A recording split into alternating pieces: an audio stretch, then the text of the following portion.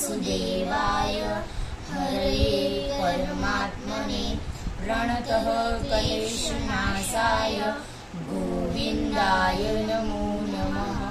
ॐ कृष्णाय वासुदेवाय हरये परमात्मने प्रणतः क्लेशनाशाय गोविन्दाय नमो नमः। ॐ कृष्णाय वासुदेवाय हरये परमात्मने प्रणतः क्लेशनाशाय गोविन्दाय नमो नमः। ॐ कृष्णाय वासुदेवाय हरये परमात्मने प्रणतः क्लेशनाशाय गोविन्दाय नमो नमः। ॐ कृष्णाय वासुदेवाय हरये परमात्मने प्रणतः क्लेशनाशाय गोविन्दाय नमो नमः। ॐ कृष्णाय वासुदेवाय हरये परमात्मने प्रणतः क्लेशनाशाय गोविन्दाय नमो नमः। ॐ कृष्णाय वासुदेवाय हरये परमात्मने प्रणतः क्लेशनाशाय गोविन्दाय नमो नमः। ॐ कृष्णाय वासुदेवाय हरये परमात्मने प्रणतः क्लेशनाशाय गोविन्दाय नमो नमः। ॐ कृष्णाय वासुदेवाय हरये परमात्मने प्रणतः क्लेशनाशाय गोविन्दाय नमो नमः।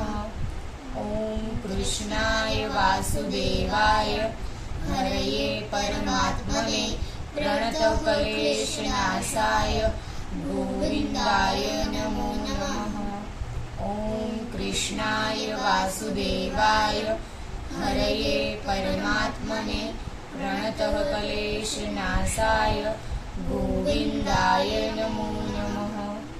ॐ कृष्णाय वासुदेवाय हरये परमात्मने प्रणतः क्लेशनाशाय गोविन्दाय नमो नमः।